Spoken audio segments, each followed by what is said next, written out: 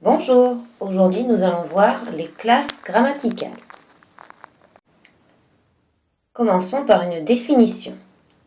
Chaque mot de la langue française, avec un E c'est mieux, appartient à une classe grammaticale. On appelle ça aussi une nature grammaticale. Si on le formule autrement, cela veut dire que les natures grammaticales ou classes grammaticales correspondent aux différents types de mots que l'on utilise dans la langue française, en français. On peut trouver la classe d'un mot dans un dictionnaire, car elle ne change jamais, quelle que soit la place du mot dans une phrase. C'est-à-dire que si on utilise le mot « le chat », que ce soit au début de phrase ou à la fin de la phrase, quel que soit l'endroit où il est, cela restera un nom. Dans le dictionnaire, on peut trouver la classe grammaticale entre parenthèses, juste avant la définition, entre le mot et sa définition. Il existe en tout 10 classes grammaticales que l'on organise en deux grandes parties. Il y a les classes grammaticales de mots variables et les classes grammaticales de mots invariables.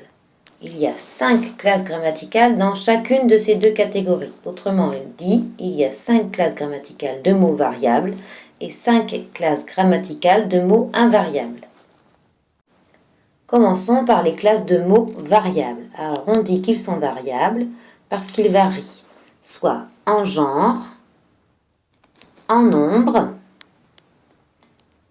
en personne ou en temps.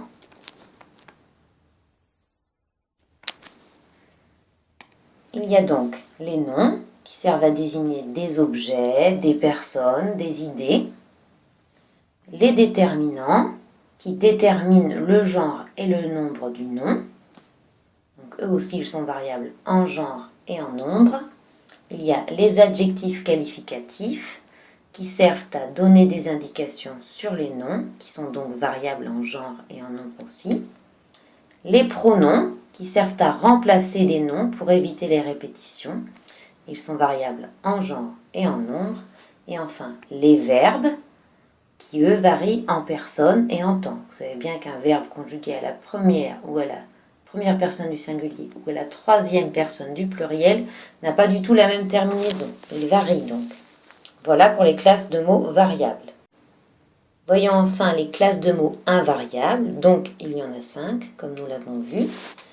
Ça veut dire que, quels que soient les mots qui sont à côté, ces mots ne changent jamais. Il n'y a jamais de S quand il y a des mots au pluriel à côté, par exemple.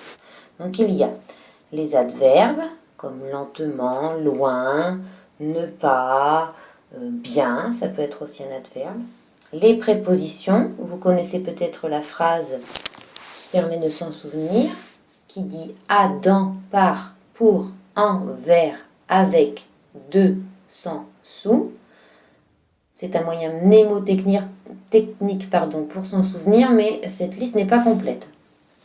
Il y a aussi les conjonctions de coordination que vous avez apprises avec la phrase « Mais où est donc Ornicard ?» qui nous permet de nous en souvenir. Elles permettent de relier ces conjonctions de coordination, de coordonner des mots, des groupes de mots, des propositions. Il y a aussi les conjonctions de subordination qui permettent d'introduire des propositions subordonnées. On reverra ça dans l'année. Donc il y a dedans que, quand, lorsque, de telle sorte que. Il y en a beaucoup, hein. Beaucoup plus que pour les conjonctions de coordination. Et enfin, il y a les interjections comme ohé ou aïe, et aussi les onomatopées, vous savez, ces mots qui permettent d'imiter des sons de la vie de tous les jours, comme cocorico. Voilà pour les classes grammaticales. À vos ménages maintenant!